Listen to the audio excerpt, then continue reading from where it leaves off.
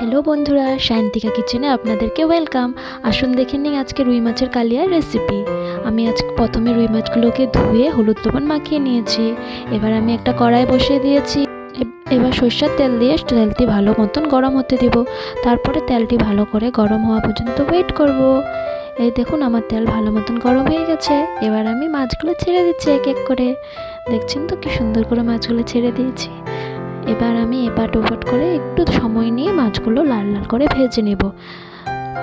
আমার মাছগুলি প্রায় ভাজা হয়ে গেছে। আপনারা যদি চান আর একটু কড়া করে ভাজতে তো ভাজতে পারেন, কোনো অসুবিধা নেই। দেখেন আমি আস্তে আস্তে করে মাছগুলো উল্টিয়ে দিচ্ছি যাতে ভেঙে না যায়। আপনারাও চেষ্টা করবেন মাছগুলো যাতে ভেঙে না যায়, আস্তে আস্তে উল্টানো। এবার আমার মাছ ভাজা হয়ে গেছে, আমি একটা প্লেটে এবার তুলে নেব।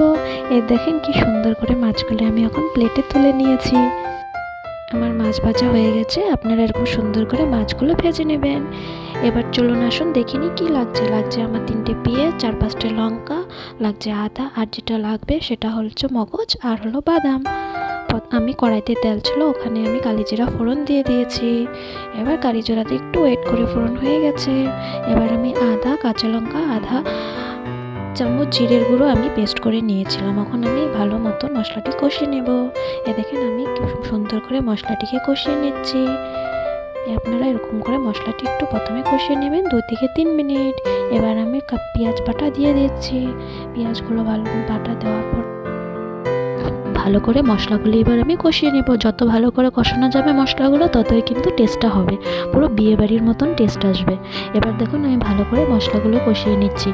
এবার গুঁড়ো মশলাও দিয়ে এবার আমি ভালো মতো মশলাটি কষিয়ে নেব। এখন আমি দিচ্ছি জিরার গুঁড়ো, যেহেতু আগে দিয়েছিলাম অল্প, তাই আমি আধা চামচ জিরে গুঁড়ো দিলাম। এবার দিয়েছি যে হলুদ গুঁড়ো। এবার আমি কাশ্মীরি লঙ্কা গুঁড়ো দিব। এবার দিয়ে ভালো করে শুকনো মশলাগুলো কষিয়ে নেব। মশলাগুলো দেখুন আমি সুন্দর করে কষিয়ে নিচ্ছি। আপনারা এরকম করে সুন্দর করে মশলাগুলো কষিয়ে নেবেন, স্টিমটা কমিয়ে রাখবেন যাতে মশলা লেগে না যায়। এবার আমি মগজ আর বাদাম বাটা দিয়ে দিব। এই যে আমার সুন্দর মশলা কষানো হয়ে গেছে। এবার আমি মগজ আর বাদাম বাটা দিয়ে দিচ্ছি। দেখছেন আমি সুন্দর করে মগজ আর বাদাম বাটা দিচ্ছি। আপনারা এরকমভাবে দিয়ে দেবেন। এখানে কিন্তু আমি জল ব্যবহার করব না। এখানে প্লেটে একটুখানি দুধ দিয়ে মশলাটা আমি ঢেলে দিব। দই ছাড়া যে মাছের কালিয়া এতই স্বাদ, আপনারা এই ভিডিওটা দেখে একবার বানিয়ে দেখবেন, তারপরে বুঝতে পারবেন অসাধারণ টেস্ট হয়। এবার আমি লবণ দেব, যেহেতু আমি লবণ দেওয়া হয়নি। এখন আমি লবণ দিয়ে দেবো। আপনারা যেরকম টেস্ট অনুযায়ী আপনারা লবণ ব্যবহার করবেন। আমি এখানে 1 চামচের মতন লবণ ব্যবহার করছি। আমার সব উপকরণ দেওয়া হয়ে গেছে, মশলাটা প্রায় আমার কষানো হয়ে গেছে। আপনারা এরকমভাবে মশলাটিকে ভালো করে কষিয়ে নেবেন। এবার আমি যেটা ব্যবহার করব, আমি এখানে জল দেব না, জলের বদলে আমি দেব দুধ। আমি এখানে 2 কাপ পরিমাণে দুধ ব্যবহার করছি। আপনারা যেরকম গ্রেভি খেতে পছন্দ করেন সেরকমই আপনারা দুধটা দেবেন। আপনারা যদি চান আর একটু গ্রেভি তাহলে আর 1 কাপ দিতে পারেন। আমি এখানে 2 কাপ পরিমাণে দুধ দিয়েছি। আমি এখানে গরম দুধ ব্যবহার করেছিলাম, তাই গ্রেভিটা আমার সুন্দর মতন ফুটে উঠছে। এবার আমি ভাজা মাছগুলো এক এক করে ছেড়ে দিচ্ছি। সব মাছগুলো আমার দেওয়া হয়ে গেছে। এখন সুন্দর ঝোলটি ফুটতে শুরু করেছে। এখানে আমি কিছুক্ষণের জন্য মাছটি একটু ঢেকে রাখবো, প্রায় 1 মিনিটের মতন ঢেকে রাখবো। এবার আমি ঢাকনাটা তুলে নেব। আমার রুই মাছের কালিয়া প্রায় রেডি হয়ে গেছে। এই পর্যায়ে অল্প পরিমাণে আমি কস্তুরি মেথি আর একটু গরম মশলা ব্যবহার করছি। এবার আমি একটু হালকা নাড়াচাড়া করে গ্যাসের স্টিমটা অফ করে দেব।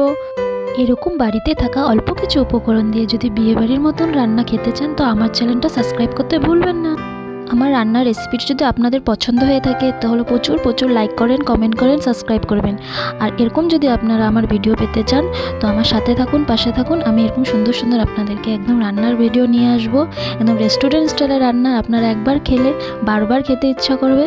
তো আজকের জন্য আমি বিদায় নিচ্ছি। টাটা, দেখা হবে আবার নতুন ভিডিওর সাথে।